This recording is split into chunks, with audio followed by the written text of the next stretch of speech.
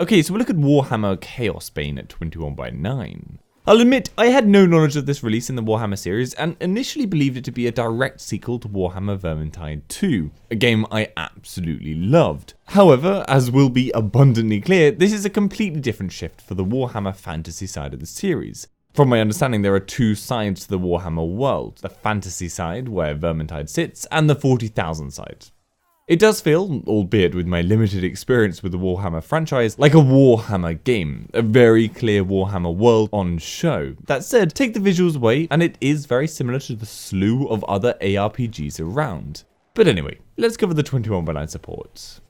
Gameplay correctly shows off more on the sides of the screen at all moments, with the HUD shifting correctly to the sides of the screen, for the most part. However, there are some serious issues here, and they are pretty weird. So natively, for an ultra-wide resolution, the HUD and in-game elements will attempt to use the whole screen space, but with many elements they end up zooming, and so you'll get a whole load of overlapping of elements and some elements cutting off at the bottom of the screen. Now, thankfully, there is a HUD scale slider, so you would think that would allow you to just scale everything down so it's smaller, and that should fix the overlapping issue. However, whilst it does make everything smaller, it also contracts them towards the center of the screen.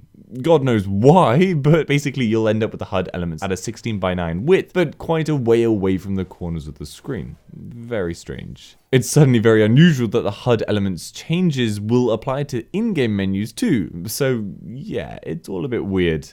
Anyway, even with this smaller element scaling, this will still overlap like health power elements with the inventory menu area, and the same with conversation text boxes. Everything is still usable, but yeah, far from perfect.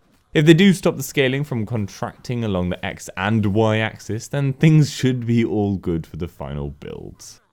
The main menu follows the exact same scaling elements as the in-game menus. This is all fine for a beta, but the full game on June 4th should have it all fixed. Pre-rendered cutscenes are both zoomed to use the entire screen space, so you lose the top and bottom of the image, and 16:9 with black bars on the sides. And finally, loading screens have the whole thing stretched to reach the sides. All kinds of attempts have been made to use the screen space here. Performance-wise, it runs great. It's a lovely looking game, but it's also not going to push your system to its limits. On a GTX 1080 Ti 3440 by 1440, I was able to maintain well over 100 FPS at all moments.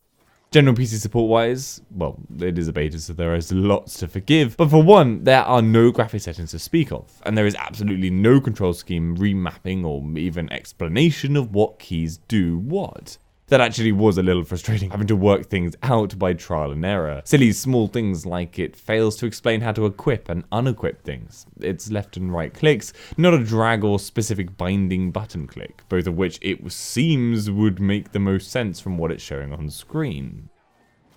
Okay, so gameplay. Is this even worth playing? And the answer is yes. I really enjoyed my time with this. It didn't hook me as well as Path of Exile did, but I appreciate the work that they've done. It's satisfying, contains a compelling and interesting enough story, setting you loose to release civilization from the infestation of the horrors that have taken root below. A massive plus in my book as well is the local co-op support for up to 4 players. You can obviously also play this online with others, but it's always lovely to have another title to play with friends in the same room. You can use a mouse and keyboard and 3 controllers or just 4 controllers all at once.